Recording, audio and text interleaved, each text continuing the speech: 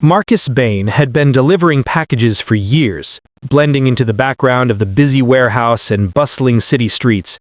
To most people, he was just another delivery guy, a uniformed man who showed up every day, did his job, and left.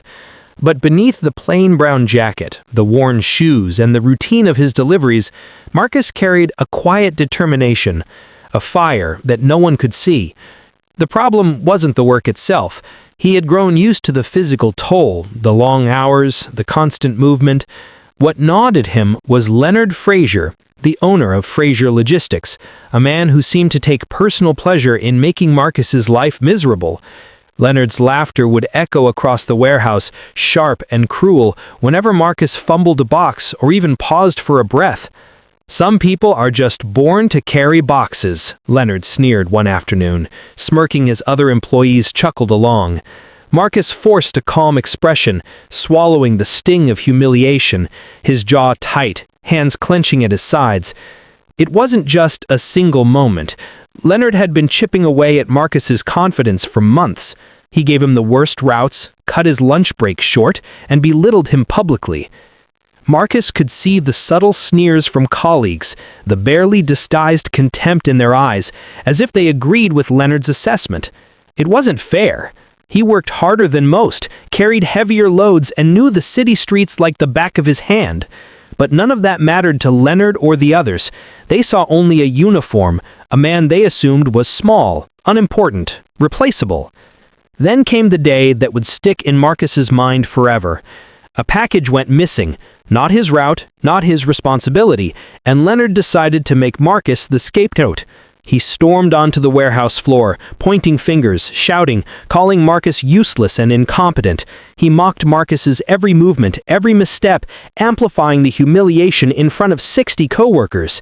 "This is why guys like you will never amount to anything," Leonard barked one afternoon, the warehouse falling silent under the weight of the words. Marcus's face remained calm, his body still, but inside, a storm brewed. He could feel his heart hammering in his chest, the heat of anger mixing with the cold, calculating clarity. He didn't fight back. He didn't yell. He walked out, quietly. People assumed he had quit. They assumed he would fade into obscurity, just another delivery guy forgotten by the city and by Leonard. But Marcus had plans they couldn't even imagine. For months, Marcus disappeared from the warehouse. While the staff continued their monotonous routines, he was quietly building something far bigger. He had grown up in a family with business knowledge and resources. When his father passed away, Marcus inherited both wealth and a sharp mind for strategy, investments, and acquisitions. But he didn't flaunt it. He wanted to understand people, to see the real world, to learn what it meant to be underestimated, dismissed, and overlooked. And Leonard had provided the perfect case study. Marcus spent those months meticulously planning. He observed Fraser Logistics from the outside, analyzing its weak points, the inefficiencies that Leonard ignored, the employees who were ignored or undervalued, and the potential that was being wasted. He reached out to investors, presenting a plan that was precise, detailed, and impossible to refuse. Every meeting, every conversation was a step closer to the moment he knew would come, the moment of reckoning. And then finally it happened. Marcus's investors agreed. The funds were ready. The acquisition was approved. Fraser Logistics would be his. And the man who had humiliated him for years, the man who had laughed at the idea that Marcus could ever be more than a delivery guy, was about to learn a lesson he would never forget. The morning Marcus walked into the warehouse, the air felt different. There was a subtle shift, a ripple of tension among the employees who had long accepted Leonard's reign of fear. Leonard, perched in his glass office, didn't notice the change at first. He was buried in spreadsheets, smug in the assumption that nothing could touch him. Marcus walked through the doors, calm and composed, holding the documents that would transfer ownership of the company into his name. Leonard looked up, a smirk on his face that quickly faltered when he saw the determination in Marcus's eyes.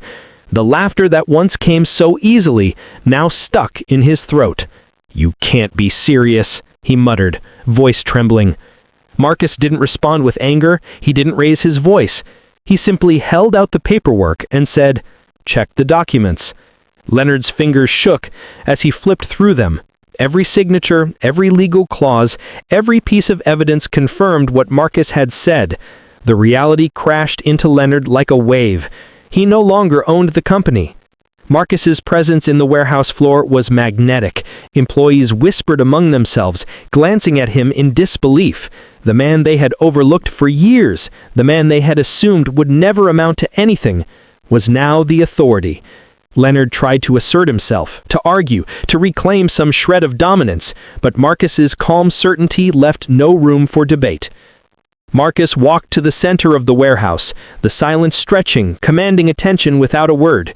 He said, "Today, things change." His voice carried effortlessly, firm but fair. No more disrespect, no more humiliation, no more fear. His eyes swept over the workers who had endured Leonard's tyranny. This company has potential, potential wasted for years. I intend to fix that. We are going to work together. We are going to build something better. Leonard's face turned red. Rage, fear, and disbelief warred in his expression. Marcus didn't gloat, he didn't laugh. He allowed Leonard and everyone else to absorb the reality of the moment, to feel the full weight of justice finally delivered. Leonard gathered his belongings silently, understanding without words that his reign had ended. Marcus didn't just buy the company to humiliate Leonard, he bought it to make it better, for himself, for the employees, and for anyone who had ever been dismissed or overlooked. He implemented fairness, recognized hidden talents, and replaced inefficiency with competence. People who had once been ignored found opportunities to shine. The warehouse buzzed with a new energy, one born not of fear, but of respect and possibility. For Marcus, the victory was sweet, but it wasn't about revenge. The real triumph was in proving that respect is earned, that intelligence, strategy, and integrity can overcome arrogance and cruelty. Leonard had thought he could break Marcus, but Marcus had grown stronger.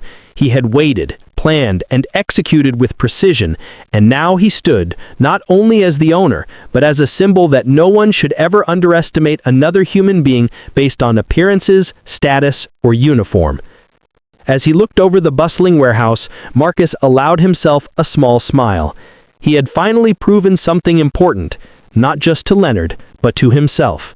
Every insult, every humiliation, every sneer had been a stepping stone, a lesson in patience, strategy, and resilience, and now those lessons had transformed into something bigger than personal triumph, a company reborn, employees respected, and a life that no one could dismiss again.